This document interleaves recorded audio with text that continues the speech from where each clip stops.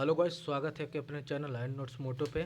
जैसे कि मैं आप लोग के लिए जो कि ग्रुप डी का PYQ practice set number PYQ math का जो कि मैं कम करवा रहा हूँ। आज मेरा प्रैक्टिस सेट नंबर 6 है।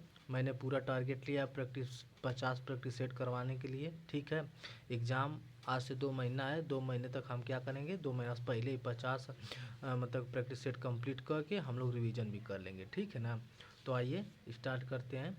ठीक है ना,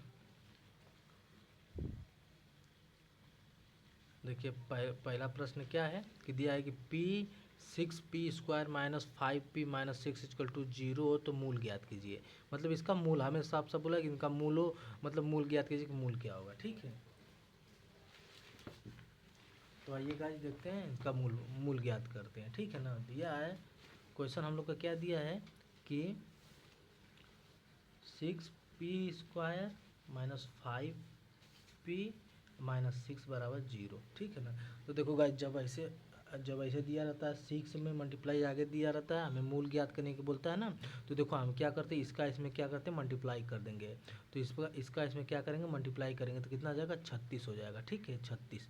तो हम ऐसी संख्या लेंगे जिसका गुणा करने पर 36 आए, लेकिन माइनस करें प्लस करें उसको, अब -5 आए। ठीक है, लेकिन -5 आना चाहिए।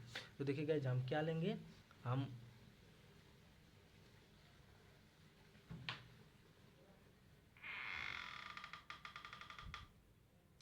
हम क्या करेंगे, हम ले लेंगे क्या, माइनस।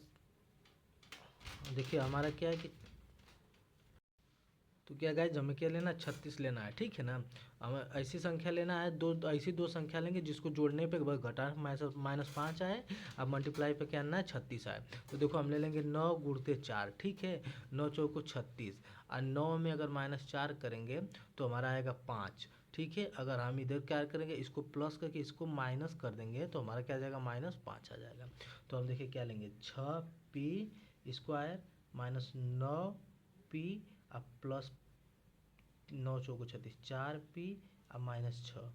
ठीक है, तो देखिएगा जब इसमें क्या करते हैं, कॉमन लेना पड़ता है ना। तो कॉमन लेना पड़ता है हमें क्या है कि 2 मूल निकालने के लिए ना। ठीक है, तो हम यहाँ से क्या कॉमन लेंगे ना, हम यहाँ से 2, मतलब कि यहाँ से 2 लेंगे, 3 ले लेते हैं, 3P कॉमन लेंगे, 3P कॉमन ले लेंगे तो यहाँ पे बचेगा हमारा 2P और -3, मतलब कि 3 बच जाएगा। ठीक है, हमारा ये बच जाएगा। यहाँ से हम ले लेंगे 2, क्या 2 कॉमन ले लेंगे ना, यहाँ से +2 कॉमन ले लेंगे तो हमारा बचेगा P माइनस, यहाँ से 2 बचेगा, 2 दूना की 4, मतलब कि 2P -3। तो हमारा ये मूल बच गया। तो यहाँ पे हमारा बचेगा, एक ब्रैकेट में आएगा 2P -3 और दूसरा ब्रैकेट में आएगा 2P + 2, 2P + 2, 2P प्लस नहीं, यहाँ पे 3 है ना, यहाँ पे 3 लिए, तो 3P + 2, 3P + 2 आएगा ना, 3P + 2।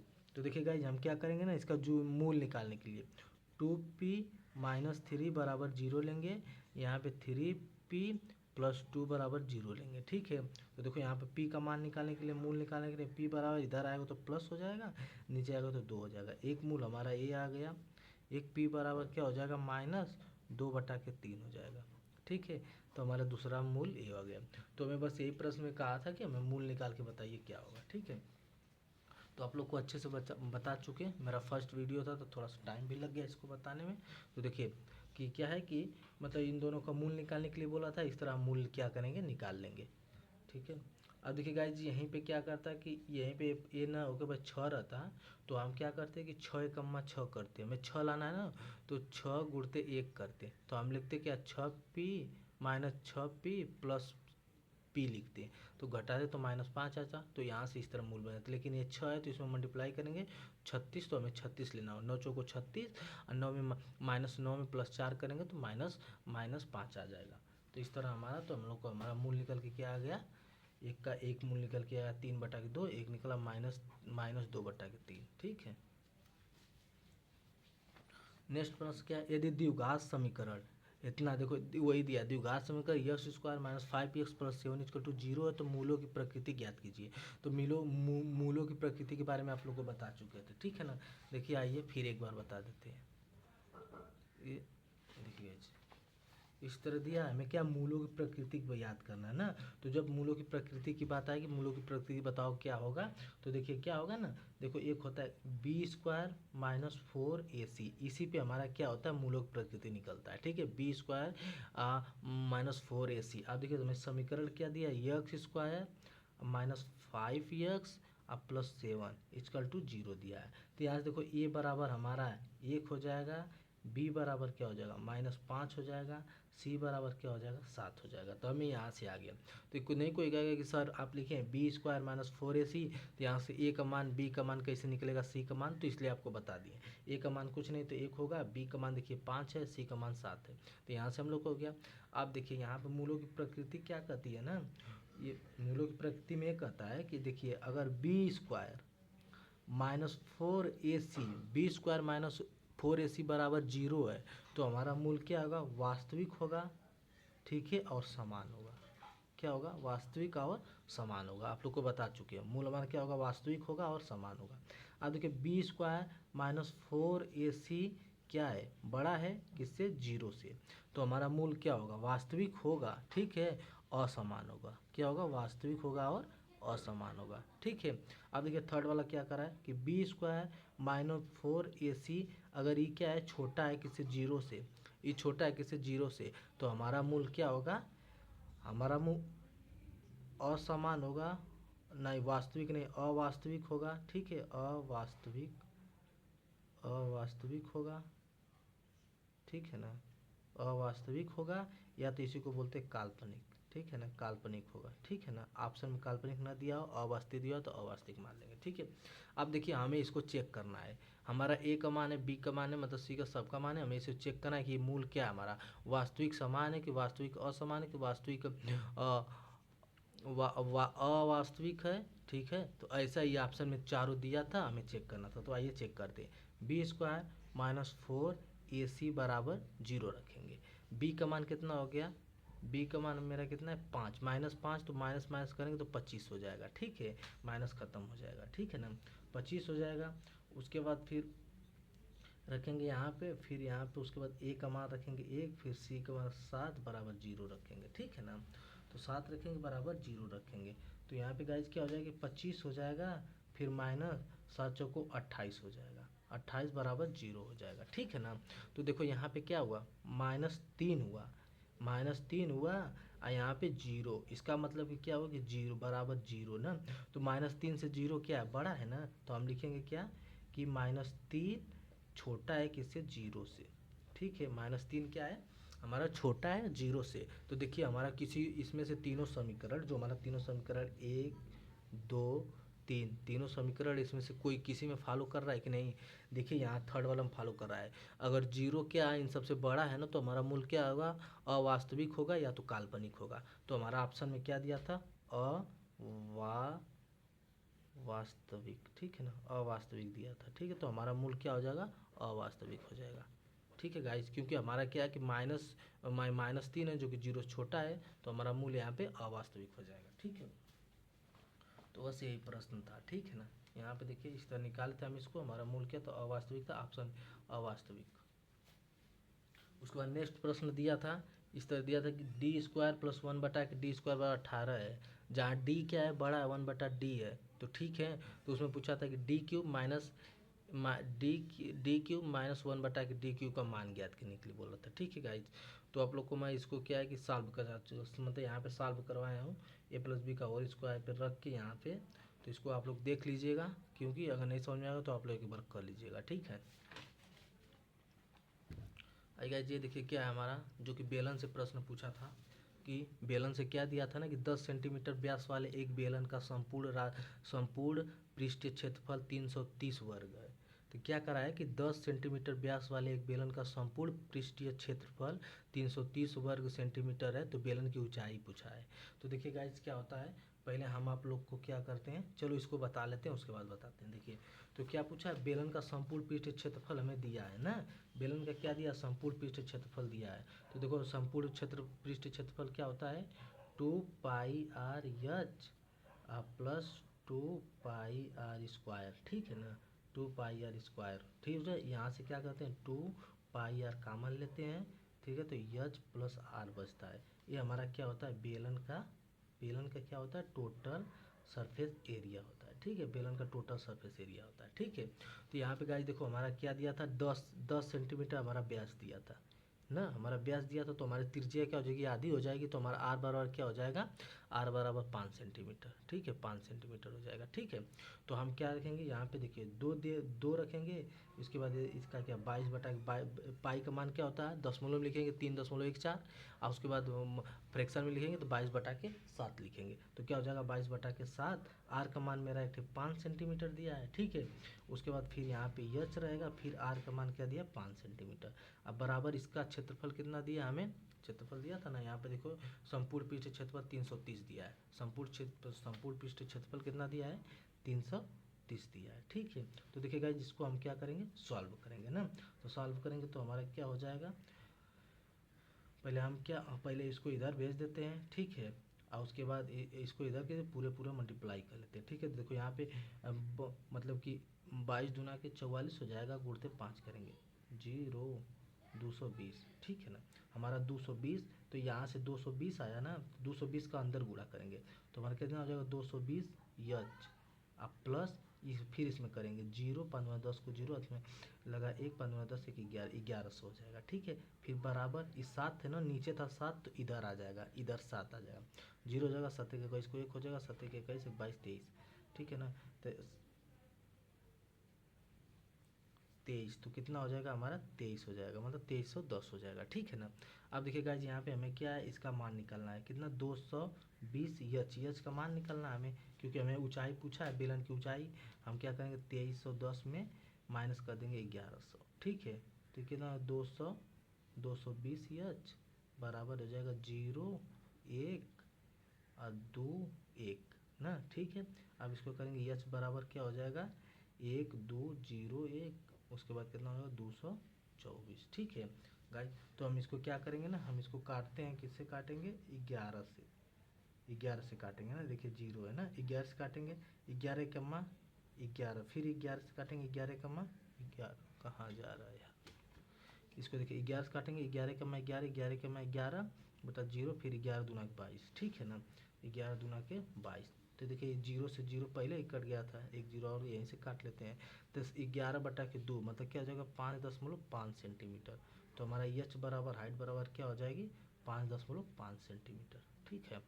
तो यही गाइस था, जो कि हमें क्या होना चाहिए ना, यहाँ पे जो हमारा बेलन है ना, जो बेलन होता है हमारा बेलन ना, ये बेलन होता है, ठीक है। ये इसका क्या ऊंचाई है, यार दिया है ना, यार इसके एरिया होते हैं पाई आर स्क्वायर, इसकी पाई आर स्क्वायर होता है, तो इसीलिए 2 पाई आर स्क्वायर लिखे थे। और उसके बाद इसका आयतन होता है 2 पाई,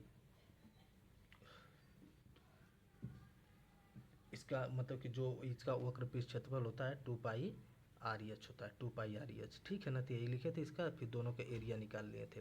तो हमें क्या होता है ना, बेलन की फार्मूला जो जितने भी मेंसुरेशन है, ठीक है, मेंसुरेशन में हमारा घन घनाभ, ठीक है ना, घन हुआ, घनाभ हुआ, बेलन हुआ, मतलब कि गोला हुआ, वृत्त हुआ, जितने भी मतलब मेंसुरेशन 2D 3D सबका हमें क्या होता है ना, हमें क्या है ना मेंसुरेशन का ना, हमें सबका क्या फार्मूला याद रखना चाहिए, ठीक है। कभी कभी आसान, देखो ये आसान ही प्रश्न है, ठीक है। जिसको फार्मूला याद है कि बेलन का टोटल सरफेस एरिया होता है 2 पाई आर एच प्लस आर ना, ब्रैकेट में एच प्लस आर ना, तो वो क्या करेगा, इसके बाद 330 दिया था तो इसको क्या करेगा, सॉल्व कर लेगा, ठीक है। तो आइए हम क्या करते हैं, बेलन का रिवीजन आप लोगों को करवा देते हैं, ठीक है ना, अपने नोट्स से, ठीक है।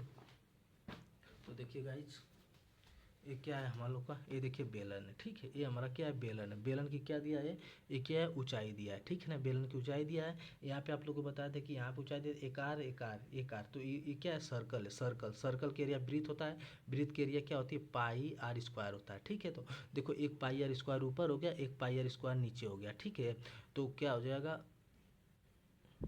इस पर नहीं खाएंगे यार, देखो यहाँ पे होता है ना, तो ये क्या हमारा एच है, ठीक है। तो ये नीचे भी हो गया पाई आर स्क्वायर हो गया। इसका क्या होता है, ये वक्र पृष्ठ क्या होता है ना, pi two two pi R H ना। तो देखो एक पाई आर एच इसका होता है, देखो इसका क्या होता है ना, इसका क्या होता है, एक पाई आर एच प्लस एक पाई आर एच, दोनों का पाई आर एच प्लस 2 पाई आर एच हो जाता है ना। तो देखिए हमारा हमारा नोट्स है, इस पर ज़्यादा नहीं बता दिए, ठीक है ना। तो ये हमारा बेलन हो गया। देखो बेलन का हमें क्या फार्मूला याद रखना है, ठीक है। देखो बेलन का वक्रपृष्ठ क्षेत्रफल क्या दिया है कि बेलन का वक्रपृष्ठ क्षेत्रफल क्या होगा, तो क्या होता है ना, देखो आधार की परिधि गुणते यच, आधार की परिधि मतलब कि ये दिया है हमारा आधार की परिधि क्या होती है, परिधि क्या होता है 2πr, 2πr दिया है ना, 2πr होता है परिधि बराबर। देखो वृत्त है, वृत्त का क्षेत्रफल क्या होता है πr² होता है, ठीक है। वृत्त का परिधि क्या होता है 2πr होता है। तो इसी का क्या है कि आधार की परिधि जो इसका जो ये दिया है ना हमारा मतलब सर्कल, इसकी परिधि प्लस इंटू यच, ठीक है ना। तो हमारा वक्रपृष्ठ क्या हो जाएगा, वक्रपृष्ठ हो जाएगा हमारा वक्रपृष्ठ की 2πr/h, ठीक है ना, 2πr/h हो जाएगा, ठीक है। तो यहाँ से देखो हमारा वो क्या हो जाएगा, वो आधार की मतलब कि बेलन का वक्रपृष्ठ हमें याद रखना 2πr/h होता है, ठीक है। अब देखो बेलन का संपूर्ण पृष्ठ क्षेत्रफल मतलब कि टोटल सरफेस एरिया, संपूर्ण क्षेत्रफल पर क्या होता है, देखो बेलन का वक्रपृष्ठ आप लोग को बता दिए। फिर दोनों सिरों का क्षेत्रफल, दोनों सिरों का मतलब कि दोनों त्रिभुजों का, देखो दोनों सिरों का मतलब कि एक ये त्रिभुज है और एक त्रिभुज ए है, तो दोनों का क्षेत्रफल, ठीक है। तो बेलन का वक्रपृष्ठ आप लोग को बता दिए क्या होगा 2πr/h होगा। अब प्लस देखो इसका क्या होता है πr² होता है, एक मतलब आप लोग को बताए ना इसका क्या होता है, इसका क्षेत्रफल मतलब कि वर्ग का मतलब वर्ग कर रहे हैं सर्कल का πr² होता है, तो एक है एक और दो है, तो क्या होता है इसका πr², इसका πr², दोनों को जोड़ेंगे तो कितना हो जाएगा 2πr² प्लस 2πr², तो 2πr² हो जाएगा, ठीक है। तो यहाँ से हम क्या लेंगे 2πr कॉमन ले लेंगे, ठीक है। तो जब 2πr कॉमन ले लेंगे तो हमारा क्या बचेगा h+r बचेगा, h+r बचेगा। तो हमारी ये क्या आ जाएगी total surface area, total surface area क्या हो जाएगा हमारा 2πr/h+r। इसी फार्मूला पे हमारी सवाल जो कि दिया था वो लगा है, ठीक है। अब गाइस देखिए क्या होता है, आयतन पूछ देगा, बेलन का आयतन, ठीक है। बेलन का आयतन पूछता है तो कुछ नहीं करना, देखो क्या है आधार का क्षेत्रफल, जो आधार दिया ना ये नीचे वाला आधार, जो ये आधार दिया है नीचे वाला ना, तो इसका क्षेत्रफल क्या होगा πr² इंटू एच होगा। तो इसका क्षेत्रफल क्या हो जाएगा πr² इंटू एच हो जाएगा। तो वही कहा है कि आधार का क्षेत्रफल गुणते ऊंचाई, तो बेलन का आयतन हो जाएगा πr²h, ठीक है, πr²h। तो देखो हमें यहीं पे याद हो गया वक्र पृष्ठ क्षेत्रफल क्या हो जाएगा बेलन का वक्र पृष्ठ क्षेत्रफल क्या हो जाएगा हमारा 2πr/h, ठीक है ना, 2πr/h परिधि गुणते h हो जाए। अब देखो यहाँ पर टोटल सरफेस एरिया क्या हो जाएगी बेलन की 2πr हो गया, फिर ब्रैकेट में क्या हो जाएगा h+r हो जाएगा, ठीक है। यहाँ पे देखो आयतन क्या हो जाएगा आधार का क्षेत्रफल, आयतन क्या हो जाएगा आधार का क्षेत्रफल इंटू एच, आधार का क्षेत्रफल πr² इंटू क्या हो जाएगा एच हो जाएगा। तो यहीं पे हमें तीनों फार्मूलाएं लिख दिए, क्या तीनों फार्मूला यहीं पे आ गए। तो हमें क्या इस तरह इसको क्या रिवीजन करना, ठीक है। अब देखिए एक प्रश्न भी जाते इस पे एक प्रश्न भी बता देते हैं। आधार की त्रिज्या 7 सेंटीमीटर है, ऊंचाई कितनी है 20 सेंटीमीटर वाले लंबवृत्तीय बेलन का कुल पृष्ठ क्षेत्रफल तथा आयतन ज्ञात करो। तो कुल पृष्ठ क्षेत्रफल टोटल सरफेस एरिया आप लोग को बता चुके थे कि 2πr/h+r होगा, बस यहीं पे इसका मान रख देंगे क्योंकि h का भी मान दिया है r का भी मान दिया है, सबका रख देंगे इतना आ जाएगा। अब देखो बेलन का आयतन पूछा है, आयतन क्या होगा आधार की स्क्वायर इंटू एच, तो πr² इंटू एच, तो आधार का आयतन हो जाएगा πr² इंटू एच, जो कि बस इस पे मतलब तुरंत रख देंगे, इस पे आ जाओ, बस यही था। तो क्या है कि जो कि बेलन है गाइज बहुत ही आसान है, ठीक है ना। तो आइए अपने प्रश्न पे आते हैं, ठीक है। यहाँ से हम बेलन कंप्लीट करवा दें आप लोग को। ठीक है, नेक्स्ट प्रश्न क्या दिया था कि एक निश्चित बिल पर 32% की एकल छूट देने के विक्रय मूल्य और 20% की दो क्रमिक छूट देने के बाद विक्रय मूल्य का अंतर 25 है। तो मतलब कि क्या है कि तो बिल की वास्तविक राशि ज्ञात करिए, ठीक। एक निश्चित बिल पर 32% की एकल छूट देने के विक्रय मूल्य और 20% की दो क्रमिक छूट देने के बाद में विक्रय मूल्य का अंतर 25 है, तो बिल की वास्तविक राशि ज्ञात करिए। तो देखिएगा इस क्या होता है हमारा इसी तरह बता देते हैं आप लोग को, जो कि 20% दिया है ना, 20% का मान क्या होता है 1/5 होता है, ठीक है, 1/5। तो क्या होता है ना कमी हो रही है ना, तो कितना बार दो क्रमिक छूट दे रहा है ना। तो देखो कोई चीज़ देखो भाई अब तो एग्ज़ाम इसका गया था, तो अब तो बहुत से गाइज के मैथ का सिलेबस कंप्लीट कर चुके होंगे, उनको क्या है बस प्रैक्टिस करना है, सवाल देखना है। ठीक है, अब देखो क्या 1/5 है ना, तो 5 से क्या हुआ 4 हुआ, लेकिन 2 क्रमिक छूट किया है ना, तो फिर 5 से कितना हुआ 4 हुआ, तो 25 हो जाएगा और कितना 16 हो जाएगा। दोनों का हम क्या लेंगे परसेंटेज निकालें, दोनों का अंतर 9 हो जाएगा, किस पे 25 पे, तो ये हमारा 36 आ जाएगा। तो हमारी ये छूट कितना आ जाएगी 36 आ जाएगी। यहाँ पे एकल छूट कितना दिया था 32 दिया था, तो यहाँ पे 36 यहाँ पे 32, तो यहाँ पे 36 और 32 दोनों का अंतर कितना है 4 है, इसी 4% का मान हमारा 25 दिया है। ठीक है, यहाँ पे 4% का मान क्या दिया है 25 दिया है, तो हमारा 25/4 गुणते 100 करेंगे तो 625 हमारा आंसर आ जाएगा। देखिए गाइज हम तो इस तरह मतलब कि विस्तार में है और इसको ऑप्शन द्वारा किए थे ना, पहले ऑप्शन द्वारा क्या किए थे कि हम यहाँ पे मतलब कि इसको देखिए हल्का सा बता, जैसे 200 लिए थे ऑप्शन में ना, तो 200 ले लिए थे, तो 200 में इसको 32% का क्या कहते छोड़ दिए थे, बस पर छूट दिए थे, तो कितना बचा हमारा 38 मतलब 68 बचा था, फिर 100 से 100 कट गया, तो हमें इसे अंतर देखे थे 8 दूना के 16 6 आया था। अब फिर एक बार क्या करेंगे 20% का छूट लेंगे, तो 200 पर 20% का छूट लेंगे तो 1/5 होगा, इसे काटेंगे तो 5 को 20 40, तो देखो यहाँ पे ना 6 बच्चा यहाँ पे 40, तो इस तरह अंतर देख रहे थे, तो 6 मतलब कि सभी ऑप्शन अलग अलग था मेरा, तो सभी ऑप्शन अलग अलग था, तो इसे क्या है कि नहीं मिल रहा था। ठीक है, यहाँ पे ना 4 था, यहाँ पे 4 था, तो हमारा क्या कि यहाँ पे देख रहे हैं तो 6 जीरो था। अब हम इसके बाद नेक्स्ट वाला लिए 625 लिए, तो जब हम क्या गाइस 625 लिए थे ना, तो इसमें क्या किए थे कि और मतलब 68/100 किए थे, तो हमारा क्या लिखे थे 8×5 40 को क्या हुआ जीरो जीरो हो गया ना, उसके बाद फिर नेक्स्ट लिए थे ऐसे मतलब ऑप्शन चेक करने के लिए, फिर क्या होता है 1/5 ना, तो यहाँ से 5 एकमा 5, तो देखो 5 एकमा 5, तो हम क्या करेंगे ना यहाँ से कोई संख्या लेंगे तो 10 होगी, 10 में जब 5 घटाएंगे तो 5 आएगी, तो हमें मिल गया था इसका लास्ट वाला डिजिट मिल गया था 5, तो इस तरह ऑप्शन में देखे थे इसी एक ही में 5 था, तो इस तरह हम क्या किए थे मार दिए थे, तो हम ऑप्शन से किए थे और इस तरह मतलब थोड़ा आप लोग को क्या विस्तार में बता दें। ठीक है, अब देखिए गाइज क्या नेक्स्ट प्रश्न है, किसी समूह में पुरुष महिला और बच्चे शामिल है, क्या है किसी समूह में पुरुष महिला और बच्चे शामिल है, यदि उनमें से 40% पुरुष है 35% महिला है और शेष बच्चे हैं, और उनके औसत वजन का क्रमांक 70 kg 60 kg 30 kg है, तो समूह का औसत वजन ज्ञात करना है, समूह का औसत वजन। तो देखिए क्या है हमारा, हमें इस देखो आसान है गाइस, जिसमें कुछ नहीं करता, औसत वजन क्या होता है, जैसे हम बोल दें कि हमारा तीन वस्तुओं का औसत वजन 4 है, तो पूरा टोटल कितना 12 हो जाएगा।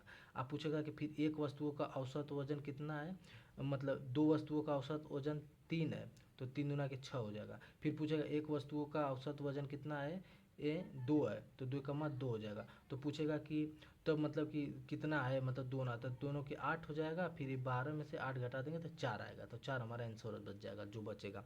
तो हमारा इस तरह संख्या में दिया था कि, तो ऐसे तो हम क्या करेंगे ना औसत वजन निकालने के लिए मल्टीप्लाई करेंगे, तो देखो 40% दिया है पुरुष, 35% दिया है महिला, और शेष क्या है बच्चे, तो पुरुष हमारे कितना है, हमारे क्या मेन कितना है 40%, और वोमेन कितने हैं, वोमेन कितना है 35%, तो दोनों को जोड़ेंगे तो आएगा हमें 75, तो हमारा जब 75 है तो शेष बच्चे हैं, तो बच्चे कितना हो जाएंगे 25%, तो बच्चे हो जाएंगे जो, तो बच्चे हमारे बच्चे कितना 25%। ठीक है, तो यहीं पे देखिए हमारा पुरुष जो है ना, पुरुष दिया है 40, तो 40 गुणते 70 करेंगे तो आ जाएगा 2800। ठीक है ना, 40 गुणते 70 करेंगे 2800। फिर क्या महिला क्या है 35%, तो 35 गुणते 60 करेंगे आ जाएगा। फिर शेष का करा है, मतलब शेष क्या है चाइल्ड, बच्चों के लिए 25 है, 25 गुणते 30 करेंगे आ जाएगा। अब कराना है कि उस समूहों का औसत, मतलब समूहों का औसत करा है, तो देखो इन सबको क्या करेंगे जोड़ेंगे, तो इन सबको जोड़ने के बाद ना गाइस हमारा 56 मतलब कि 5650 आया था, 5650 आया था। तो फिर बोला था ना कि क्या बोला है उन समूहों का औसत ना, समूह पूरे कितने हैं कितना परसेंट है, पूरे कितना 100% है, तो यहाँ पे क्या 100%, 100% का मतलब कि 0 से 0 कट जाएगा, 1 दशमलव यहाँ आ जाएगा, तो हमारा 56.5, तो ये हमारा क्या है पूरे समूहों का औसत है, तो हमारा आंसर हो जाएगा 56.5। ठीक है, तो हमारा इस तरह मतलब इस सवाल इस तरह हमारा क्या हुआ कंप्लीट हुआ। नेक्स्ट प्रश्न क्या दिया था देखिएगा जो कि बहुत ही आसान प्रश्न है। ठीक है, यहाँ से जाते जाते आप लोग चलो देखो इस तरह संख्या दिया है ना, कोई संख्या चलो देखो इस तरह बता देते, A रेशियो B फिर समानुपाते C रेशियो डी। तो इस तरह दिया है। तो आप लोग को बता चुके, कई बार बता चुके हैं कि आज मेरा क्या है, प्रैक्टिस सेट नंबर 6 है, ठीक है ना। इससे पहले मैं ऐसा प्रश्न बहुत आ चुका है। तो ये कहें आप लोग को कि अंदर का अंदर मल्टीप्लाई करेंगे, बाहर का बाहर मल्टीप्लाई करेंगे। तो देखिए ये हमारा संख्या था 40, 40 रेशियो 35 समानुपाते 35, और उसके बाद रेशियो यक्स, यक्स का मान पूछेगा। तो देखिए हम क्या करेंगे, अंदर का अंदर मल्टीप्लाई करेंगे, बाहर का बाहर करेंगे। तो 35 गुणते 35 40, तो 5 से काटेंगे, 5 7 35, 8 5 40। तो क्या हो जाएगा, ऊपर मल्टीप्लाई करेंगे, 7 5 35 को 5, 7 3 21 3 24, अब बटा के 8, तो हमारा 245 बटा के 8 हो जाएगा। और देखिए गाइस, देखिए यहीं पे थोड़ा सा बात बिगड़ जाती है, क्या कि जब ये तृतीयानुपाती और मध्यानुपाती पूछता है, तो जब मध्यानुपाती पूछेगा ना, मध्यानुपाती पूछेगा तो हमारा फार्मूला होगा अंडर रूट ए बी, ठीक है, अंडर रूट ए बी मध्यानुपाती। और जब तृतीयानुपाती पूछेगा, तृतीयानुपाती ना, तो तृतीयानुपाती क्या होता है हमारा, जब मध्यानुपाती पूछेगा तो अंडर रूट ए बी, तृतीयानुपाती पूछेगा तो हमारा क्या होता है, बी स्क्वायर बटा के ए। तो हमें ये सब पूरा समानुपाती में ना हमें इतना बात पूरा याद रखना होता है, तृतीयानुपाती बी स्क्वायर बटा के, मध्यानुपाती अंडर रूट ए बी, और उसके बाद देखिए ये क्या होता है हमारा समानुपाती निकालने का फार्मूला, अंदर का अंदर बार बार। और गाइस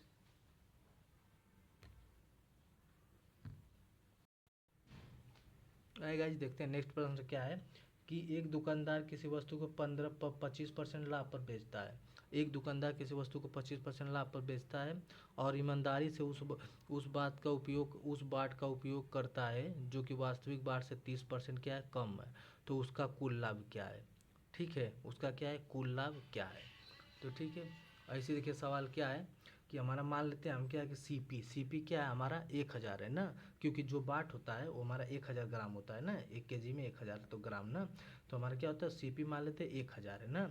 तो हमारा क्या है, सीपी क्या है हमारा 1000 है। तो उसमें क्या कर रहा है ना कि 25% का लाभ पर, तो 25% का लाभ पर क्या बेचेगा, तो 1250 में। तो 1250 में हमारा मान लेते हैं एसपी कितना है, 1000 है, तो 1250 में क्या रहे, बेच रहा है, ठीक है। उसके बाद सीपी 1000 था, उस पर क्या कर रहा है कि मतलब कि 30% की कम में, तो 70 बटा के 100 गुणते 700 में बेच रहा है ना। तो हमारा 700 क्या आ जाएगा सीपी, हमारे एसपी आ जाएगा 1250। तो इसमें जो जब इसको क्या करेगा, इसमें माइनस करेंगे हम, क्योंकि हमें जानते हैं कि जब मतलब प्रॉफिट एंड लॉस बटा के सीपी इंटू 100 होता है, तो जब इसको माइनस करेंगे तो 550 आएगा, बटा के 700 गुणते 100 करेंगे, तो हमारा क्या आ जाएगा 78.57% आ जाएगा, ठीक है।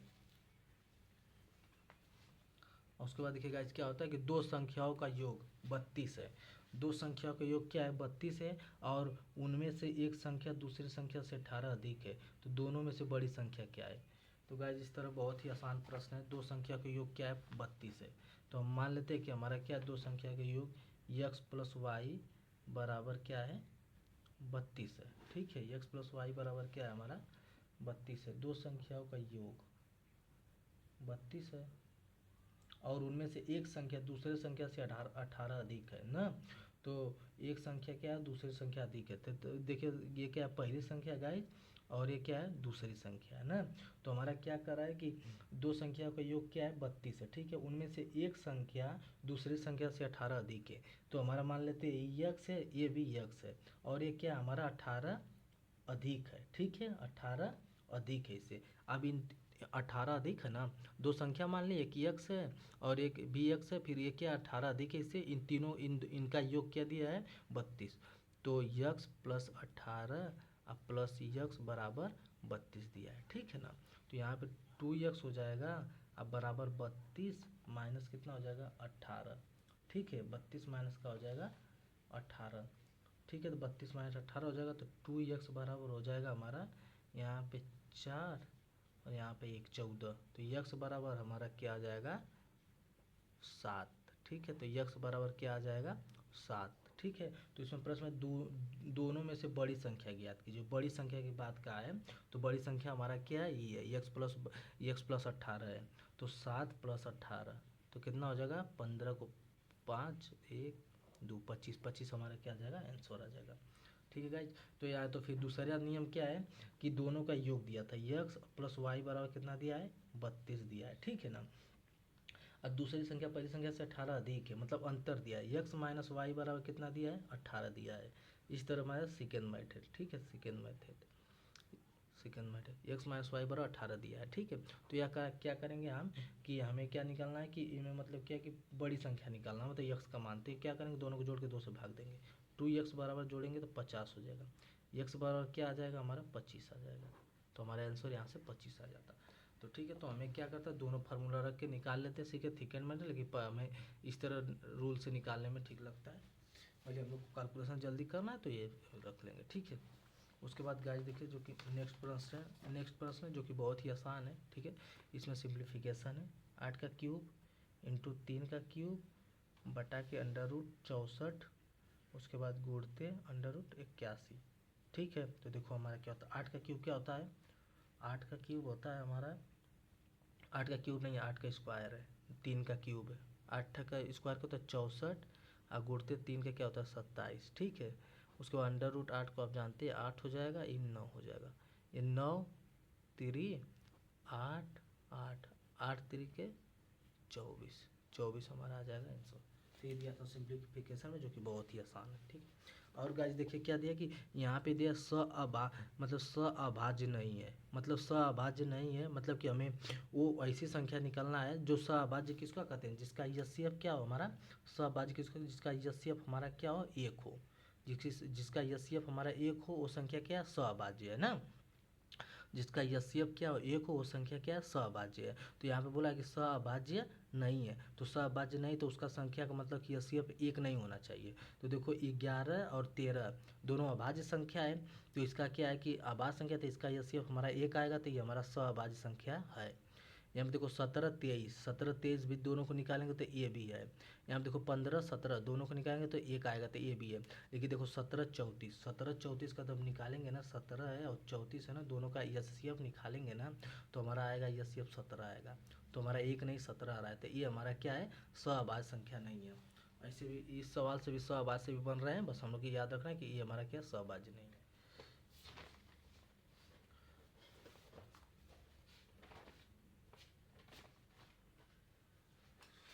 और गाइस देखिए नेक्स्ट प्रश्न है जो कि इसको बार बार बता चुके आप लोग को, कहा है ना कि राजू और रमन एक कार्य को 12 दिन में और 16 दिन में पूरा कर सकते हैं। यदि राजू से प्रारंभ करके वैकल्पिक मतलब एक एक दिन राजू से प्रारंभ करते हैं, पहले राजू करता है फिर रमन करता है, फिर राजू करेगा फिर रमन करेगा फिर राजू करेगा फिर रमन, तो उसी का एक एक दिन छोड़कर दिनों को कार्य करते हैं, तो कार्य कितने दिन में पूरा होगा। तो आइए आपको बताते हैं। देखिए गाइस दे दिया है, क्या दिया है, राजू राजू क्या करता है ना, राजू काम को कितना दिन में करता है 12 दिन में। और रमन रमन है ना, रमन उस काम को कितना दिन में करता है 16 दिन में। तो देखिए इन दोनों का क्या लेंगे एलसीएम, तो कितना हो जाएगा 48 हो जाएगा हमारा।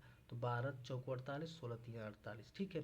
तो अब देखो हमारा राजू का कार्य क्षमता कितना है 4 है, और रमन का कितना है 3 है। लेकिन क्या करते हैं ना, वो एक एक दिन छोड़ के करते हैं। देखिए पहले क्या करेगा राजू करेगा, बोला है यहाँ से कि राजू से आरंभ करते हैं, पहले राजू करेगा फिर रमन आएगा, ठीक है ना।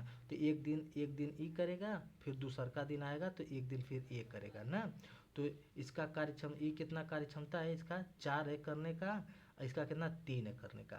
तो एक दिन तो हम मान लेते हैं कितना 2 दिन, 2 दिन तक ये दोनों मिल के करेंगे, कितना करेंगे 7 काम करेंगे, ठीक है ना 7 काम करेंगे। हमें काम कितना करवाना है 48 काम कराना है। तो 7 का मल्टीप्लाई 48 के मतलब 7 7 49, अगर 49 रहता तो 7 थाला में हो जाता, 7 दूना 14, 14 काम में पूरा काम खत्म हो जाता 14 दिन में। लेकिन हमारा 49 नहीं, तो 7 7 49 नहीं, 7 6 42, तो यहाँ करेंगे 6 आला में, तो कितना हो जाएगा 42 हो जाएगा, ठीक है। फिर यहाँ करेंगे 6 आला में, तो कितना हो जाएगा 12 हो जाएगा। तो मतलब 12 दिन में हमारा 42 काम हो गया। 12 दिन में 42 काम हो गया। अब कौन आएगा, राजू आएगा, राजू आएगा तो राजू हमारा एक दिन और लेगा, कितना करेगा प्लस एक दिन लेगा, मतलब 13 दिन हो जाएगा। और कितना काम करेगा राजू, 13 दिन हो जाएगा तो राजू करेगा 4 काम करेगा, तो 46 काम खत्म हो गया। देखिए 46 काम खत्म हुआ। अब राजू के बाद कौन आएगा, रमन आएगा। रमन कितना काम करेगा 3 काम। अभी हमारा देखिए कितना काम है, यहाँ पे 2 काम चाहिए हमको ना, और रमन की कार्य क्षमता कितनी है 3 है, तो ठीक है ना। तो फिर उसके बाद कौन आएगा, राजू। 13 दिन के बाद ना फिर राजू आएगा, तो काम कितना बचा है 2, और राजू का कितना है 3 है करने का ना। तो हमारा कितना दिन में करेगा 13 सही 2 बटा के 3 डीज में पूरा काम को क्या करेगा खत्म कर देगा। तो ये हमारा क्या आंसर हो गया, ठीक है गाइज, जो कि बहुत आसान है, वैकल्पिक दिन में आते रहते हैं, ठीक है। बहुत ही प्रश्न जो कि आसान है, ठीक है। उसके बाद देखिए ये हो गया। और उसके बाद देखिए नेक्स्ट क्या, एक कार 5 घंटे से एक कार जो कि 5 घंटे में 275 किलोमीटर की दूरी तय करती है। यदि इसकी चाल 5 किलोमीटर कम कर दी जाए तो कार इतना किलोमीटर की दूरी करने में कितना समय लेगी। देखिए गाइस, जो कि बहुत ही आसान प्रश्न है, ठीक है। इसमें क्या है ना, तो हम देखिए क्या आता है, इतना किलोमीटर की दूरी तय करती है। तो देखिए ऊपर के चाल निकालेंगे। चाल बराबर क्या होता है, दूरी बटा के यूनिट की चाल equal to speed equal to distance upon time. तो क्या होता है, डिस्टेंस अपन टाइम होता है, ठीक है ना। चाल बराबर दूरी बटा के समय। देखिए दूरी कितना दिया है, 275। अब 5 दिया है, 50 25 50 25, ये हमारा चाल आ गए 25 किलोमीटर प्रति घंटा, 55 किलोमीटर प्रति घंटा आ गई, ठीक है।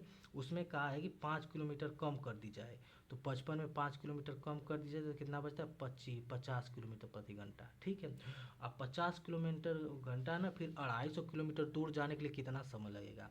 तो हमारा क्या होता है, मतलब स्पीड बराबर डिस्टेंस अपन टाइम होता है। तो टाइम बराबर हमारा पूछा है, टाइम बराबर समय बराबर क्या होता है, तो डिस्टेंस अपन स्पीड हो जाएगा। डिस्टेंस हमारा कितना दिया है, 250। आज हमारा इसका स्पीड कितना दिया है, 50 दिया है। तो 0 से 0 कट जाएगा, 50 25, तो हमारा समय कितना लग जाएगा, समय टाइम बराबर कितना हो जाएगा, 5 सेकेंड, 5 तो 5 घंटे, ठीक है ना। 5 घंटे हमारा कितना लग जाएगा समय, तो हमारा आंसर हो जाएगा 5 घंटे। तो 5 घंटे अढ़ाई मतलब किलोमीटर दूर जाने के लिए हमारा 5 घंटे लगेगा। तो यहाँ से हमारा क्या जाएगा, 5 घंटे, जो कि ये प्रश्न दिया था, जो कि बहुत ही आसान है। एक कार 5 किलोमीटर घंटा में 275 किलोमीटर की दूरी तय करती है। तो यहाँ से हमारा क्या, चाल निकाल लेंगे, फिर 5 किलोमीटर चाल में कम कर देंगे, फिर उसी चाल को समय निकालें, समय बराबर दूरी बटा के चाल होती है, रख लेंगे, आ जाएगा। आप देखिएगा इस क्या है कि यदि किसी समबाहु का प्रत्येक अंतःकोण 160 है तो उस समबाहु में भुजाओं की संख्या ज्ञात कीजिए। अंतःकोण क्या बोला, 160 है। तो हम आप लोग को बता चुके हैं क्या, कि बाकोण प्लस अंतरकोण बराबर 180 होता है, ठीक है। हमें याद रखना चाहिए तुरंत, जब ऐसी अंतःकोण आए, अब बाकोण आए ना, तो हमें ये वाला फार्मूला क्या तुरंत याद रखना है, कि जब अंतःकोण आए बाकोण आए ना, तो हमें क्या रखना है कि अंतःकोण, ठीक है ना, अब प्लस बाकोण क्या होता है, अंतःकोण प्लस क्या होता है, बाकोण, बारीकोण, ठीक है, बाकोण बराबर क्या होता है हमारा, 180 होता है, ठीक है, 180 होता है। अंतःकोण का मान कितना दिया, 160 दिया, इसका मान 160 दिया है, इसका मान पूछा है 180। तो बाकोण का मान हमारा क्या आ जाएगा, यक्स बराबर कितना आ जाएगा, 20 आ जाएगा। तो हमारा बाकोण का मान हो जाएगा 20 हो जाएगा। अब पूछा ना कि भुजाओं की संख्या। अब यहाँ पे एक फॉर्मूला और याद रखना में, क्या, भुजाओं की संख्या बराबर क्या होता है, 360 बटा के मतलब बायकोण। तो भुजाओं की, तो देखिए भुजाओं की संख्या यहीं पे होगा, देखिए कहाँ पे, हाँ यहाँ पे। देखिए अब हमारा क्या हो, बाकोण का मान 20 हो गया, अंतःकोण प्लस बाकोण 180 होता है, इसको 60 दिया, बाकोण का मान कितना आ गया, 20 आ गया, ठीक है, 20 डिग्री। भुजाओं की संख्या पूछा है, तो क्या होता है, भुजाओं की संख्या बराबर 360 बटा के हमारा ना बाकोण, बाकोण होता है, तो बाकोण हमारा 20 है, 360 में 20 से भाग देंगे, 0 0 18, हमारा 18 जाएगा, आंसर आ जाएगा। तो गाइस जी अभी क्या है, प्रश्न क्या है कि आसान है, लेकिन हम लोग को याद होना चाहिए कि अंतःकोण प्लस बाह्यकोण 180 होता है, और उसके बाद एक भुजाओं की संख्या बराबर 360 बटा के मतलब बाह्यकोण। अब गाइस देखिए पूछे अंतःकोणों का योग पूछेगा, अगर अंतःकोणों का, अगर हमें क्या पूछेगा कि अंतःकोणों का योग ना, अंतःकोणों का योग पूछेगा, तो हमारा होता है ना n-2 इंटू 180, n-2 इंटू 180 होता है, ये फार्मूला होता है, ठीक है, हमें याद रखना है। विकर्णों की संख्या पूछेगा, n-3/2 ये रखना है। फिर अंतःकोणों का योग हमें याद रखना है, इस तरफ से इस पर सवाल बनाते हैं एनटीपीसी अंडर ग्रेजुएट में, ठीक है। उसके बाद देखिए नेक्स्ट प्रश्न क्या है कि ये भी एक ही अच्छा प्रश्न है, ठीक है। आज तक हम पूरे, आज मेरा क्या है, आज सेट नंबर मेरा 6 है, ठीक है। आज एक मतलब कि सेट नंबर 6 में सोचिए कि मतलब 1 से 5 तक में ये सवाल नहीं था, मतलब कि 6 में आया। इसका मतलब कहने का मतलब कि अगर ग्रुप डी का जो एग्ज़ाम 2022 में हुआ था ना, तो पहले पेपर आसान था, उसके बाद आसान था, धीरे धीरे जितने मतलब हुआ तो लेवल क्या है कि बढ़ाता चला गया हर चीज़ से। तो यहाँ से क्या है कि ये मतलब लेवल क्या बढ़ा है, मतलब त्रिकोणमिति से सवाल पूछता है, उसका नियम है। तो ये time and speed and height से पूछा था, तो ये क्या प्रश्न अच्छा है, ठीक है। तो देखिए इसमें क्या दिया है ना, सूर्य का उन्नयन को 60 है, 60 से बदल कर 30 होने पर भूतल स्थित किसी मीनार की छाया की लंबाई लंबाई पूछ रहा है जितना मीटर है, तो वृत्त वृद्धि हो जाती है तो मीनार की ऊंचाई ज्ञात करिए। तो देखिए यहीं पे कहा है कि ये मान लेते हैं हम क्या है कि मीनार है, ठीक है। आई मीनार की भूतल की जो कि छाया की ऊंचाई ना है कितना 60 से बढ़ के 30 हो जाती है। तो पहले क्या रहती है यहाँ पे 60 रहती है, ठीक है। पहले क्या रहता है 60 डिग्री, अब फिर बढ़ के कितना हो जाती है हमारा, बढ़ के कितना हो जाती है 30 डिग्री हो जाती है, ठीक है 30 डिग्री हो जाती है। अब फिर पूछ रहा है कि 30 डिग्री होती है, इसकी लंबाई कितनी है, इसकी लंबाई जो कि 30 होने पर भूतल पर किसी मीनार से छाया की दूरी कितनी है, इतनी है। कितना है यहाँ पे 30 होने पर मतलब कि 40√3 है, ठीक है। तो हम मान लेते हैं इसको ए, इसको बी, इसको सी, इसको डी, ठीक है। और इस तो बी वाली दूरी हमारी 40√3 है तो हमारा यक्स हो जाएगा, ठीक है। तो हम क्या जानते हैं, देखो हमारा इसके कोण के सामने का क्या हो जाएगा, लंब हो जाएगा, नीचे आधार हो जाएगा। लंब बटा के आधार क्या होता है हमारा, tan थीटा होता है। tan थीटा होता है ना, लंब बटा के आधार होता है, ठीक है। तो देखो हम क्या करेंगे ना, पहले हम क्या निकालेंगे ना कि पहले यहाँ पे tan 60 का मान निकालेंगे। तो हमारा tan 60 का मान निकालेंगे हम ना, तो लिखेंगे क्या कि यच मतलब कि जो यच है, यच मतलब कि ये वाली दूरी जो हमारी हाइट है, ये वाला यच है ना, तो ये लिखेंगे लंब। तो क्या हो जाएगा हमारा यच बटा के हो जाएगा हमारा क्या हो जाएगा आधार। ये tan 60 लिए हैं तो आधार क्या हो जाएगा यक्स हो जाएगा, ठीक है। हमें tan 60 लिया है ना तो हम 60 के बारे में लिखेंगे ना, क्योंकि पूरा तो लिए नहीं 60 लिए हैं तो यच बटा के 60 हो जाएगा। देखो tan 60 अंश का मान होता है √3 यच बटा के यक्स। तो यहाँ से हमारा यच बराबर क्या आ जाएगा, यक्स √3 आ जाएगा, ठीक है। √3 आ जाएगा। हम क्या ले लेंगे फिर लेंगे tan 30 अंश, क्या लेंगे tan 30 अंश, ठीक है। tan 30 अंश का मान होता है 1/√3। तो इसके बाद लिखेंगे तो इसके बाद यच लेंगे, पूरा यच ले लेंगे, ठीक है। यच ले लिए बटा के पूरा दूरी लेंगे तो पूरा दूरी क्या हो जाएगा यक्स प्लस 40√3 पूरा ले लेंगे। अब देखो यच का मान हमारा दिया है, इसका मान मतलब कि tan 30 अंश का मान होता है 1/√3, आप लोग को बता चुके हैं, ठीक है।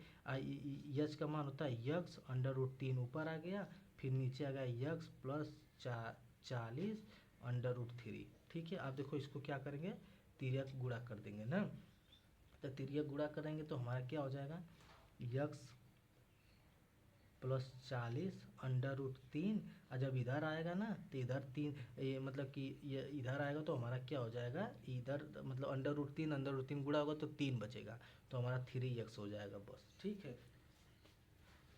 हमारा 3x हो जाएगा।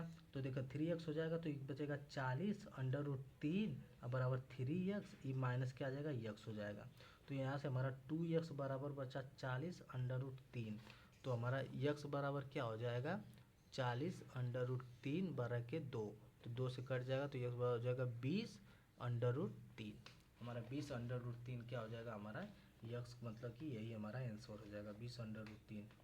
तो देखिए 20√3, ठीक है ना, 20√3 आ गया ना हमारा। तो फिर यच का मान, तो हमें हाइट निकालना है, तो हमारा यक्स का मान आ गया। फिर यच का मान क्या था कि ऊपर यक्स √3 था, हाइट निकालना था हमें, तो यक्स √3 था।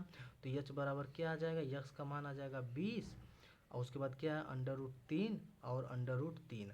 तो देखो यच बराबर क्या हो जाएगा 20, √3 से √3 का गुणा करेंगे तो कितना बचेगा 3 बचेगा। तो हमारा यच बराबर क्या हो जाएगा 60, हमारा 60 हो जाएगा मतलब कि 60 हमारा आंसर हो जाएगा, ठीक है। तो हमारा इसकी ऊंचाई कितना आ जाएगी, इसकी 60 मीटर। ये था गाइस जो कि एक नहीं दिया था, पूरे दे दिया था पूरा, ठीक है, जो कि बहुत ही ठीक है। ये अच्छा सवाल है, ठीक है, थोड़ा कैलकुलेटिव है, ठीक है। देखें अगर एग्जाम में टाइम मिला तो इसको करें, नहीं मिला तो फिर नहीं ये करें, छोड़ दें। और देखिए नेक्स्ट प्रश्न क्या दिया है कि 6√x³ -2x² प्लस 3x, फिर उसके बाद दिया -x³ प्लस 2x -3, इसको सरल करने के लिए बोला है कि इसको सरल कीजिए। तो देखिए सरल करना तो कुछ नहीं करेंगे हम, इसको के अंदर मल्टीप्लाई करेंगे 6x³ और -6 दूना के 12x², 36 18x। अब देखो ये अंदर जाएगा तो प्लस को माइनस कर देगा, माइनस को प्लस कर देगा, तो यहाँ पे -x³ फिर उसके बाद माइनस हो जाएगा 2x, फिर +3 हो जाएगा।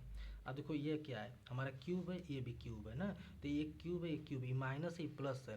तो हम कह रहे हैं कि ये जैसे कि 5 मान लो, ये 4 मान लो, तो 5 में 1 घटेगा। देखो अगर हम स्क्वायर स्क्वायर के साथ लेंगे, क्यूब क्यूब के साथ लेंगे, तो हमारा 6 क्यूब है, एक्स क्यूब है, तो 6 में 1 जाएगा तो क्या बचेगा, 5 क्यूब बच जाएगा। स्क्वायर अपने पास रहेगा, स्क्वायर वाला अकेले है, ठीक है।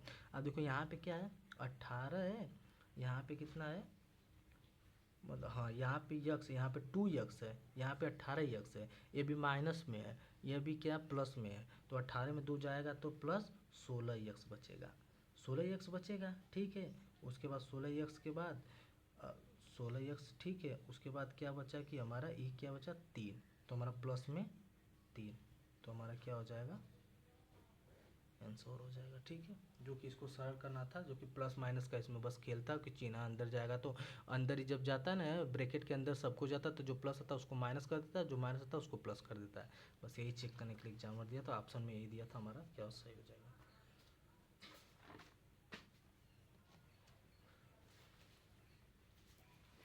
आइए गाइस नेक्स्ट प्रश्न क्या है, देखिए नेक्स्ट प्रश्न दिया है कि मोहित का वेतन 15,000 प्रति माह है, एक माह 15,000 प्रति माह है, वह घर से किराया पर 50,000 बिलों पर और 2,000 मतलब ऐसे खर्च करता है, और शेष राशि उसकी मासिक बचत है। सही बात है, इतना मतलब कि मान लो उसका पाता है बेचारा 7,000, 5 2 7,000 खर्च कर देता, जो बचता है उसका मासिक वेतन है।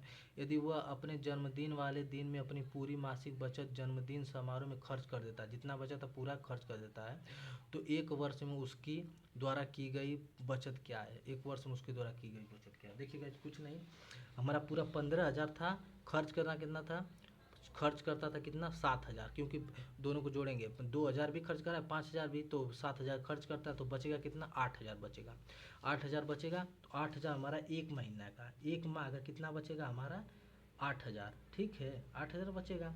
उसके बाद 8,000 बचेगा, उसके बाद साल भर में कितना, एक महीना का 8,000 है, तो फिर कितना बचा 11 महीना बचा, तो 11 का मल्टीप्लाई कर देंगे, 11 8 88, 88,000 हमारा क्या आ जाएगा, आंसर आ जाएगा। बस यही था। अब गाइस देखिए एक ये भी प्रश्न जो कि बहुत ही मस्त है, ठीक है। 6 सेंटीमीटर त्रिज्या वाले एक ठोस गोले से प्रत्येक 0.3 सेंटीमीटर त्रिज्या वाले कितने गोलाकार ठोस घने बनाए जा सकते हैं। घने की बात किया है, तो मतलब कि 6 सेंटीमीटर वाले एक ठोस गोले में प्रत्येक 0.3 सेंटीमीटर त्रिज्या वाले कितने गोलाकार ठोस कंचे बनाए जा सकते हैं। तो देखो इसमें क्या पूछा ना, गोले का आयतन पूछा, गोले का आयतन होता है 4/3 पाई r क्यूब होता है ना। तो देखिए क्या होता है ना गोले का आयतन, तो इस तरह में जब कंचे की संख्या पूछे, तो इसमें हम क्या करते हैं ना, जब संख्या बराबर होता है ना, संख्या बराबर क्या होता है ना, बड़े बड़े आयतन जो होता है ना, बड़े आयतन, बड़ा वाला आयतन होता है, ठीक है, बड़ा का आयतन, उसके बाद क्या होता है छोटे का आयतन, ठीक है, छोटे का आयतन। तो बड़ा का आयतन क्या होता है 4/3 पाई r क्यूब होता है, छोटे का भी क्या हो जाएगा 4/3 पाई r क्यूब हो जाएगा। तो देखो 4/3 पाई से 4/3 कट जाएगा हमारा, और देखो r का मान अलग अलग होगा, छोटा बड़ा r/r क्यूब होगा। तो क्या दिया है, पहला 6 सेंटीमीटर वाले त्रिज्या दिया है, बाद में कितना दिया है, इतना छोटा वाला दिया है। पहला 6 तो 6 का क्यूब, 6 × 6 × 6, फिर क्या है 0.3 इंटू 0.3 इंटू 0.3, 3 दशमलव है, तो यहाँ पे 3 को 0 चला जाएगा, यहाँ पे 2, यहाँ पे 2, यहाँ पे 2, 2 दूना 4 4 दूना की 8, मतलब कि 8,000 हमारा क्या आ जाएगा, आंसर आ जाएगा। ठीक है गाइस, 8,000 कंचे बनाए जा सकते हैं, ठीक है ना। तो ये भी क्या हमारा बेस्ट प्रश्न है। और देखिए क्या दिया गाइस कि 12.5% वार्षिक साधारण ब्याज की दर से निवेश की गई 2 वर्षों पर चक्रवृद्धि मिश्र धन इतना है, तो एसआई ज्ञात किया। देखिए अमाउंट बराबर दिया है और टी बराबर भी ये 12.5% दिया है, 2 वर्ष का दिया है, तो एसआई ज्ञात करने बोला है। आप लोग देख लीजिएगा, ठीक है, अपना कर लीजिएगा।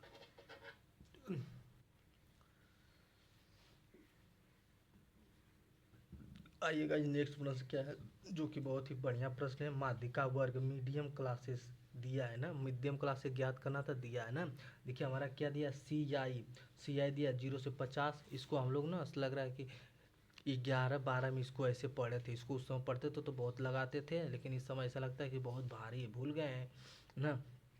यहाँ पे देखिए ये क्या है, CF क्या है ना, संचयी बारंबारता है, ठीक है, संचयी बारंबारता है ना।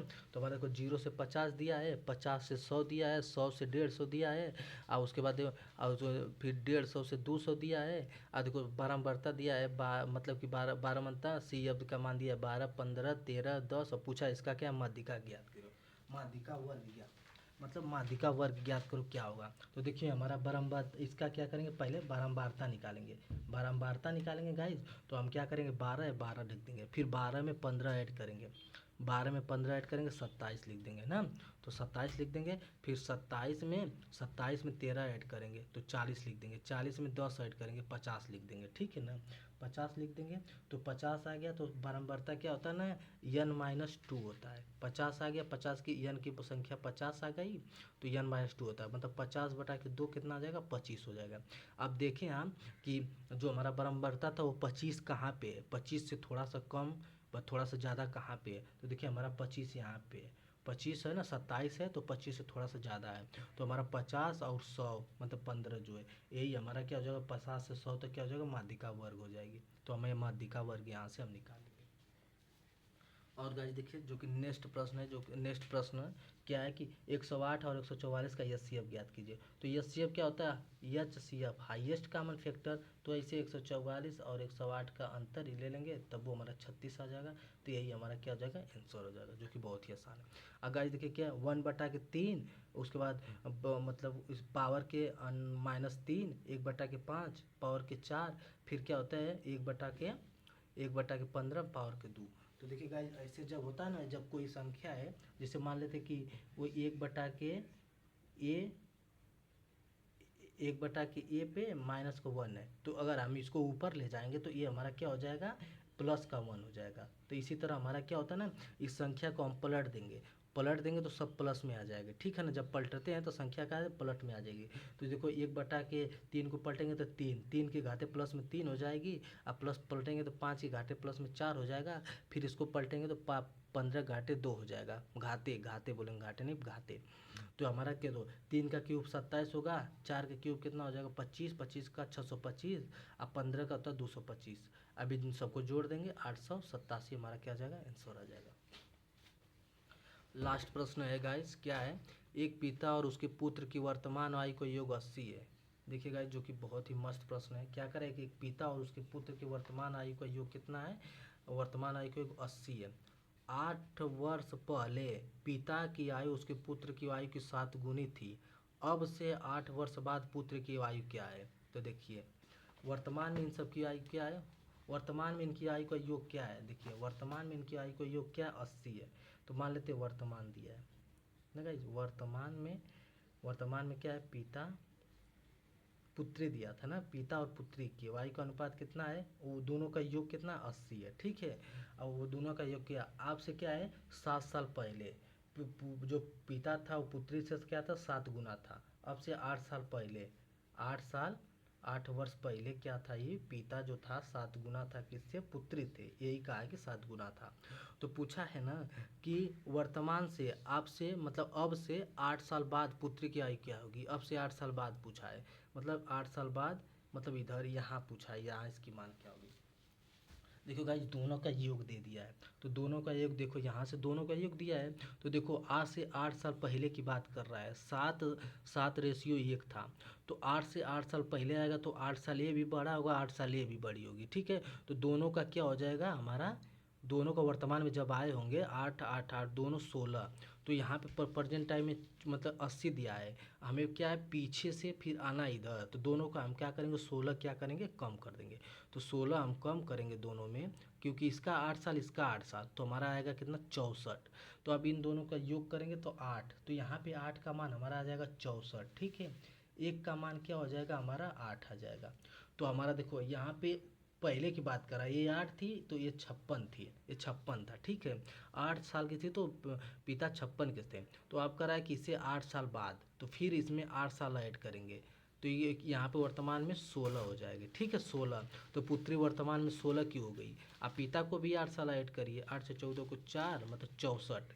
आप फिर कह रहा है कि पुत्री 8 साल बाद कितने की होगी, तो 8 साल और ऐड करेंगे, आ जाएगी 24।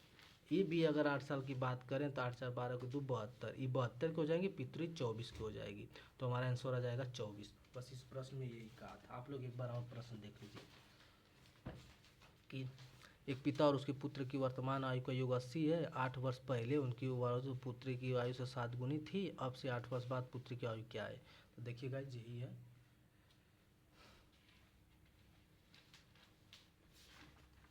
ओके गाइस, ठीक है, यहीं पे क्लास मेरा जो कि आज क्या है कि सेट नंबर मेरा सेट नंबर 06 जो कि कंप्लीट हो गया। कल मैं लेके आऊँगा क्या सेट नंबर 07। ठीक है, मेरा टारगेट क्या है? टारगेट हमारा क्या है? सेट 50 तक हमें पूरा करवाना है। ठीक है ना? तो हमारा ओके गाइज, आज का भी मैथ का क्लास मेरा कंप्लीट हो चुका। Okay, thanks.